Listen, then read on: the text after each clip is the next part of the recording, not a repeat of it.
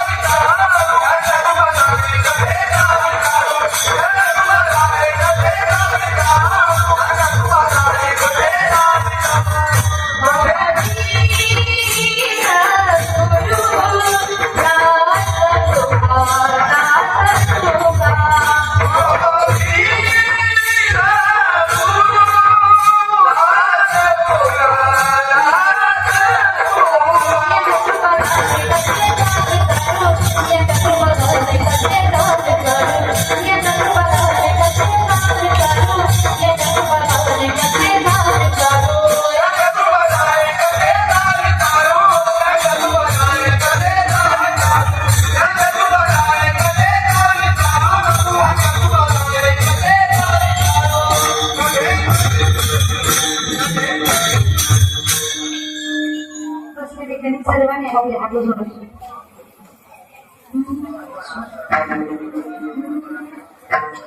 श्री सच्चिदानंद रूपाय विश्वोत्पत्त्यादि Hathaway तापत्रय विनाशाय श्री कृष्णाय वयं नमः श्री कृष्णाय वयं नमः श्री कृष्णाय वयं नमः महायोग पीठे तटे धीमदत्यं वरं पुण्डरीकाय दातुं मुनिन्द्रे समाजात्यतीष्णं समानन्दकन्दं परब्रह्मलिङ्गं भजे पाण्डुरङ्गं नमामि शमीशं निर्वाणरूपं विभुं व्यापकं ब्रह्मवेदस्वरूपं निजं निर्गुणं निर्विकल्पं निरीहं चिदाकाशमाकाशवासं भजेहं. दोन्ही सर्वांनी आपले हात वर करायचे आणि मिळून सर्वांनी नामस्मरण करायचे. दिगंबरा दिगंबरा पादवल्लभ दिगंबरा दिगंबरा दिगंबरा पादवल्लभ दिगंबरा दिगंबरा दिगंबरा पादवल्लभ दिगंबरा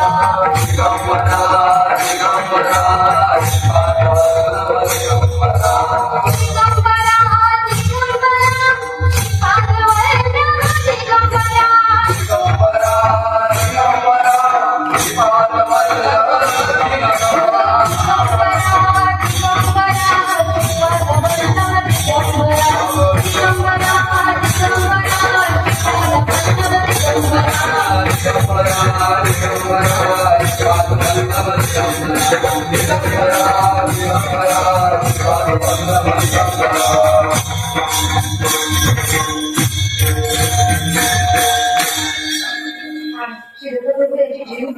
आणि त्या निमित्तानं फक्त आम्हीच म्हणायचं नाही तर तुमच्या मुखातून आलं पाहिजे यासाठी म्हटलं होतं हात वर करा आणि सर्वांनी म्हणायचं आहे. आपण फक्त हात वर करून टाळ्या वाजवल्या. हा. किंवा मी पाहिलं की फक्त ढालवले. तर आपल्याला असं करायचं नाही. ऍक्च्युअल मध्ये आपल्याला म्हणायचंय सर्वांचे हात वर. आता आम्ही सर्व शांत बसणार, तुमचा आवाज आला पाहिजे. हात वर सर्वजण मिळून बोला. दिगंबरा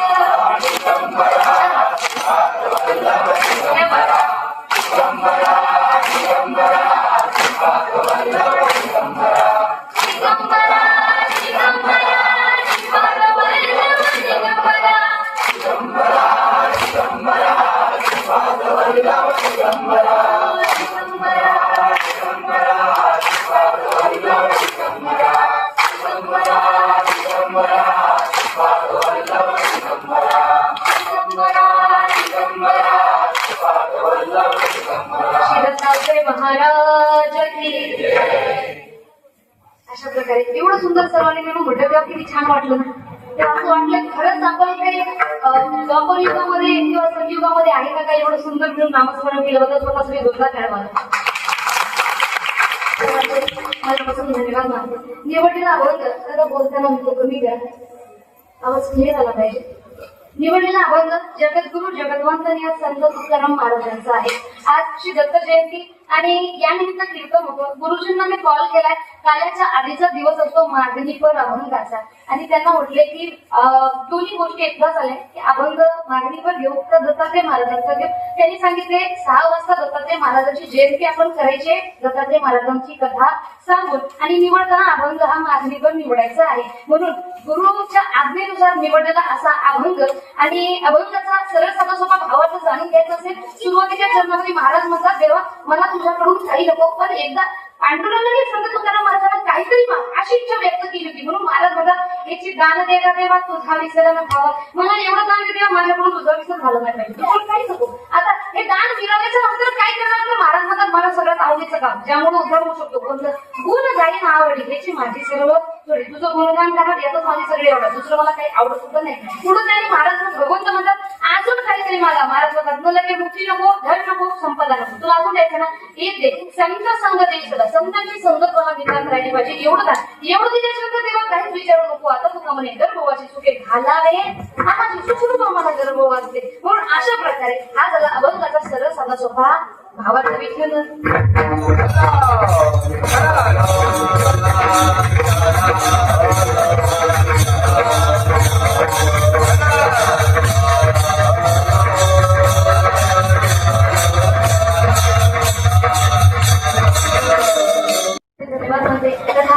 कीर्तनकवी सेवेचे किंवा या सुंदर अशा उत्साहाचे सोहळ्याचे जे काही अध्यक्ष आहेत नितीन भाऊ एकदा जोरदार त्यांच्यासाठी टाळ्या वाजवा.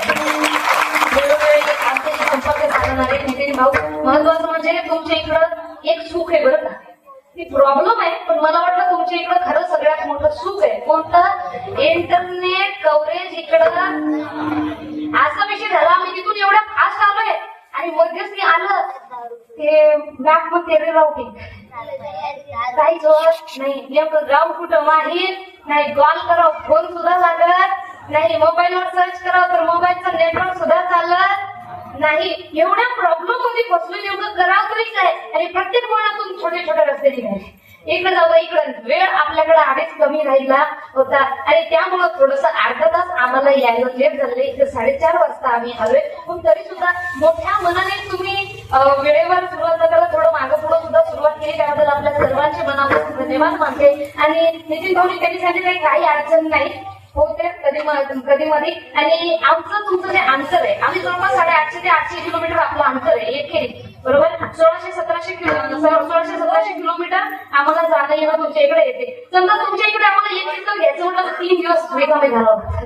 पहिला दिवस येण्यामध्ये कीर्तन करायचं, दुसरा जाण्यामध्ये, इथून गेल्याच्या नंतर त्याला 14 तासाचा प्रवास आहे. तिसरा दिवस आराम करण्यामध्ये. कारण तुम्हाला सांगते माणूस शेतामध्ये काम करून जेवढं थकत नाही तेव्हा त्या गाडीमध्ये बसू होते. आणि अशा प्रकारे एवढा प्रवास करून आलोय. मला वाटलं वेळ झाला कुणी का म्हणतं का नाराज होतात का काय माहित नाही. परंतु सर्व कार्यकर्ते एवढा गोड स्वभाव आहे. नितीन भाऊनी सांगितलं काही अडचण नाही. थोडा वेळ होऊ शकतो. तुम्ही लांबून आले थोडं नेटवर्क इश्यू आहे त्यामुळं हरकत नाही. म्हणून सर्व कार्यकर्त्यांनी सुद्धा मोठ्या मनानं आम्हाला क्षमा करेल जोरदार त्याच्यासाठी टाळ्या वाजवा. आजची दत्त जयंती भगवंताची जयंती आज आपल्याला साजरी करायची.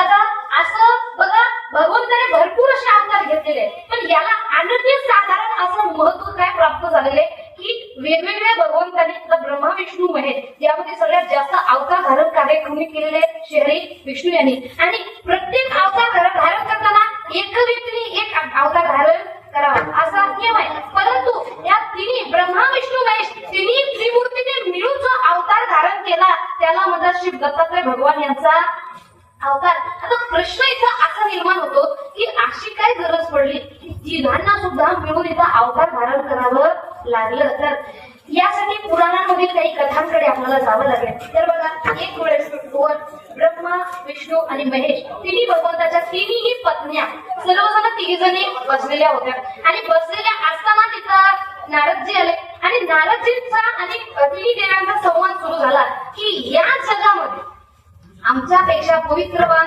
दुसरं कोणी नाही. सती पवित्र सती पतिव्रता दुसरी कोणीही नाही. तेव्हा नारदजी म्हणतात अगदी खरंय तुमचं, तुम्ही जे बोलले ते 100% खरंय, परंतु तुमच्यापेक्षा सध्या जर ख्याती कुणाची असेल तर ही आत्री ऋषी यांची पत्नी सती अनुसूया यांची चालू आहे. तेव्हा तिन्ही देवांना राग झाला. बघा एखादं पद आपल्याकडे आहे, आपण दिसायला फार सुंदर आहे, पहिल्यापासूनच आपल्या एका पदाची किंवा आपलं खूप मान सन्मान खूप ठिकाणी होतो, परंतु आपल्याला कॉम्पिटिशन करणार जर एखादा व्यक्ती अचानक आलं तर माणसाच्या डोक्यामध्ये थोडी ईर्ष्या जागृत होते. बघा भगवंताचा पत्नी आहे, आदिशक्ती आहे, पण तरी सुद्धा त्यांच्या मनामध्ये भावना निर्माण झाली. त्याचं कारण काय? ही लीला आहे आपल्यासारख्या साधारण मनुष्याला समजावून सांगण्यासाठी की नजर हाती दुर्घटना घटी. थोडा जरी वेळ काळ आपण या मनाला भानावर ठेवलं नाही तर थोडा जरी वेळ आपण इकडे तिकडे घसरू दिला तर हे मन आपल्याला घेऊन उडणार म्हणजे किती शक्तिशाली असो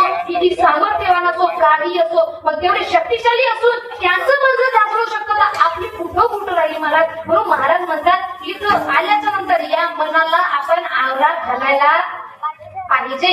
आता बघा तिघीमध्ये चर्चा सुरू झाली की शक्यच नाही, आमच्या तिघींपेक्षा पतिव्रता धर्माचं पालन कोणी करू शकत नाही आणि सगळ्यात जास्त पतिव्रता आम्हीच तिघी आहोत, दुसरं कोणी असू शकत नाही. नारदजी म्हणतात ठीक आहे, तुम्हाला जर असं वाटतच असेल तर तुम्ही जा बघा आधी अनुभव घ्या, त्याच्यानंतर माझ्या बोलण्यावर तुम्ही डाऊट करायला पाहिजे, संशय घ्यायचा असेल तर नंतर घेऊ शकता. आता नारदजींनी आम्हाला आपलं काम केलं आणि निघून गेले. आता तिने जेव्हा विचार करू लागला काय करावं कशा प्रकारे त्यांची आपण परीक्षा घ्यायची. तर तिघी जणी आपापल्या पलीकडे गेले. ब्रह्मा विष्णू आणि महेश तिघांना सुद्धा त्यांनी सांगितले की तुम्ही तिघ जण जायचं आणि त्या सती माता अनुसूया त्यांची परीक्षा घ्यायची की खरंच त्याचा पतिव्रता धर्म एवढा चांगला आहे का की त्याने आमच्यापेक्षा श्रेष्ठ त्यांनी पतिव्रता धर्माचं पालन करतात का. तेव्हा तिघांनी सुद्धा समजावून सांगितलंय, पण ते म्हणतात ना जीवनामध्ये 2 हट्ट पूर्ण करायचं असतं, बाळ हट्ट आणि दुसरा स्त्री हट्ट. पुरुष हट्टाची काही एवढी माहिती शास्त्रामध्ये आलेली नाही. स्त्री हट्ट बाळ हट्ट पूर्ण करावा लागतो, तर शेवटी स्त्री हट्ट पूर्ण पण करावा लागेल. आता ब्रह्मा विष्णू महेश तिघांनी सुद्धा ब्राह्मणाचा वेश घेतला आणि गेले माता अनुसूयांच्या आश्रमामध्ये आणि जाता जाता जे काही दगड वगैरे काय मिळतं ते सगळं झोळीमध्ये टाकून घेऊन गेले आणि त्यांना सांगितले की माझे भिक्षा दे. त्यांनी सांगितले ठीक आहे भिक्षा तर देणार काही हरकत नाही, परंतु त्यांनी म्हणले भिक्षा देताना माझी एक अट आहे की जी वस्तू आम्ही घेऊन आलोय आम्हाला जेवण त्याच मिळालं पाहिजे, तुमच्या घराचा भाजीपाला येतो आम्ही खाणार नाही. आता माता म्हणाले ठीक आहे काही हरकत नाही, आम्हाला मी बनवून दे, तुम्ही माझ्याकडे द्या. झोळीमधलं जे सामान त्यांनी दिले ते पाहता क्षणी त्यांना फार आश्चर्य झाले की दगड कोठे याच्यापासून जेवण बनवणं हे फार आश्चर्य गोष्ट आहे. काय करावं त्यांनी म्हटले ठीक आहे स्वीकार तर आधी करून ठेवले. स्वीकार केला, समोर ठेवले, भगवंताकडे प्रार्थना केली आणि त्यांच्या पतिव्रता धर्माची ताकद एवढी होती महाराज त्या दगड गोट्याला सुद्धा सुंदर पकवान बनवतात म्हणून म्हणतात या जगात सगळ्यात श्रेष्ठ कोणते पतिव्रता नारी. परंतु महत्वाचा विषय म्हणजे नुसतं पतिव्रता नारी श्रेष्ठ आहे असं म्हणून चालणार नाही. कसं ते म्हणतात ना आजकालचं वातावरण सुशिक्षित असण्यापेक्षा सुशिक्षित दिसणं महत्वाचं आहे आणि वरपांगी पतिव्रता होऊन काही फायदा होणार नाही. शास्त्रानुसार महिलांसाठी सोपी भक्तिशास्त्राने सांगितली बघा काही नाही. आपण जर आपल्या पतिव्रता धर्माचं पालन करत असेल, एखादी स्त्री आहे आपल्या पतिव्रता धर्माचं पालन करत असेल आणि ती आपल्या पतिव्रता धर्माच्या जोरावर एक दिवस सूर्याला जरी म्हटली की की आज तुम्ही उगवायचं नाही तर सूर्याला सुद्धा आपल्या उगवण्याची तीव्रता थांबवू लागेल. ताकद खरे पतिव्रतेची आहे.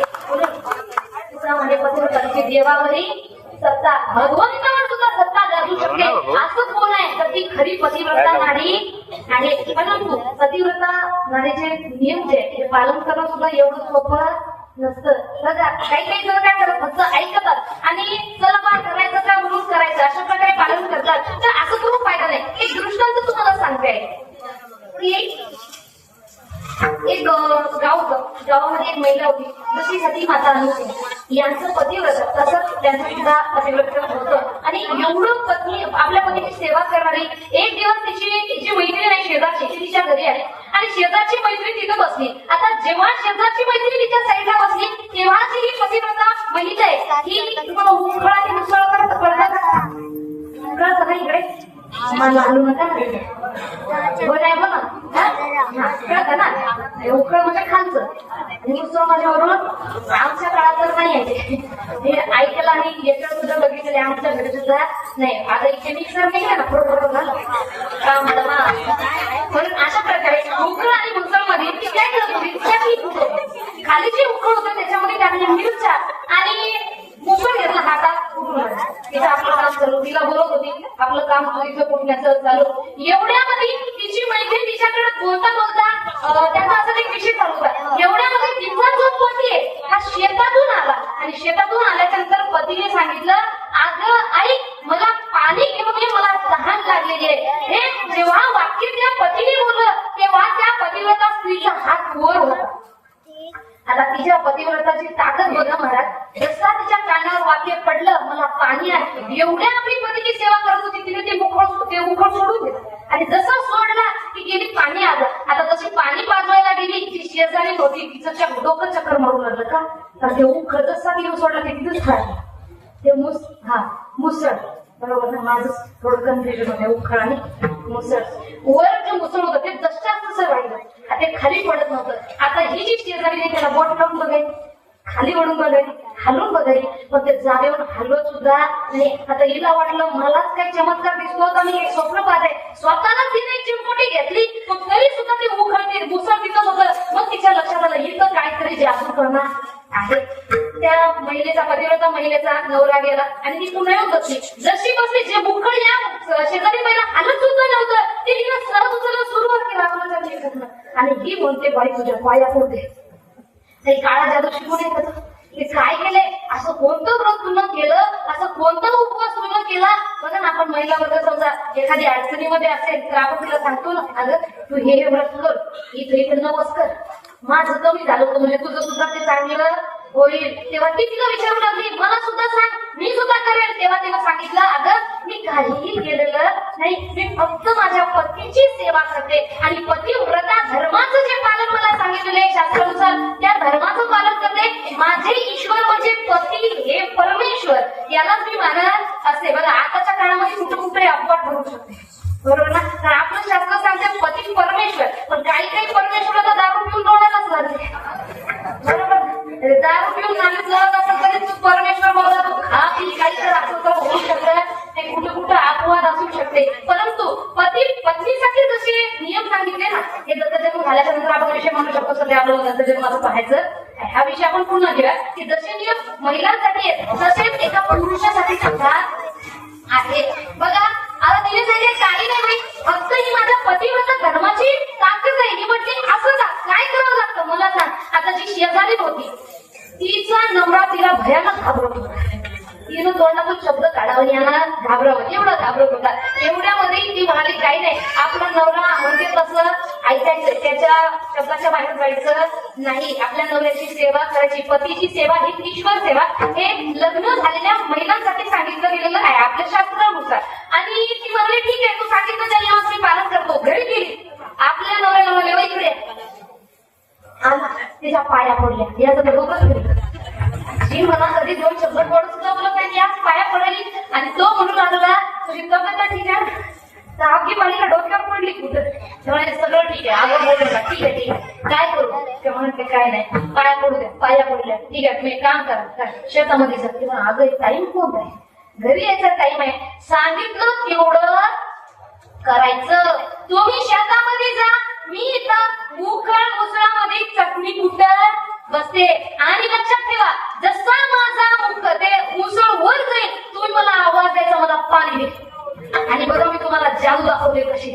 मुसळ वर राहील आणि मी तुमच्याकडे पाणी द्यायला येईल. आता हे म्हणाल बाई जास्त करू नको, डोक्यात लागलं तर खर्च मला लागला, तुझं काही नाही. परंतु ती ऐकत नव्हती. आता शेवटी स्त्री हट्ट पूर्ण करावा लागेल. देवाला सुद्धा चुकलं नाही, आपण कुठले पण राहिलो महाराज. आणि म्हणून तो नवरा गेला शेतामध्ये, आला आणि जसं ते मुसळ वर गेलं त्यानं आवाज दिला, ऐक मी आलेलो, मला पाणी दे. असं म्हणता क्षणी तिनं मुसळ दिलं वरच्या वर सोडून आणि मुठली पाणी देण्यासाठी. पण हिची पतिव्रता ताकद खरीच होती का? मुसळ पडलं ना डोक्यात, कुठलं नुकसान कोणाचं? पण इथं दाखवायचा विषय नाही, मनातून जर पालन करत असेल. आता आपल्या पतिव्रता धर्माच्या जोरावर मी सांगितलं ना, सूर्य जरी एक दिवस म्हटलं तू थांब, आज उगवायचं नाही, तर तो सूर्य सुद्धा उगवायचं थांबेल एवढी ताकद खऱ्या पतिव्रता नारीमध्ये असते. आणि आजच पतिव्रता कोणत्या माता अनुसया, आणि त्यामुळं जे दगड मोठे होते त्याचं सुद्धा सुंदर पकवान झाले. आता माता अनुसया आल्या आणि श्रीदेवाला सांगितले तुम्ही बसा, जेवायला वाटलं. त्यांनी सांगितले ठीक आहे, तुम्ही स्वयंपाक बनवला कसा? ते म्हणाले बनवला कसा बनवला, तर तुम्हाला जेवायचंय ना, खायचंय. मग ते म्हटले ठीक आहे, स्वयंपाक तर बनवला, परंतु जेवाय वाटण्यासाठी आमची एक अट आहे. कोणतं? आम्हाला जेवाय वाटताना तुम्हाला दिगंबर अवस्थेमध्ये जेवाय वाढावं लागेल. म्हणजे जसा जन्म झाला, जेव्हा एका व्यक्तीचा जन्म होतो, वस्त्र वगैरे काही नसतात, मग तशा प्रकारे तुम्हाला आम्हाला जेवण वाढावं लागेल, तरच आम्ही जेवण करू, नाहीतर तुमच्या दारातून आम्ही उपवाशी जाऊ. आता ब्राह्मण देवता आपल्या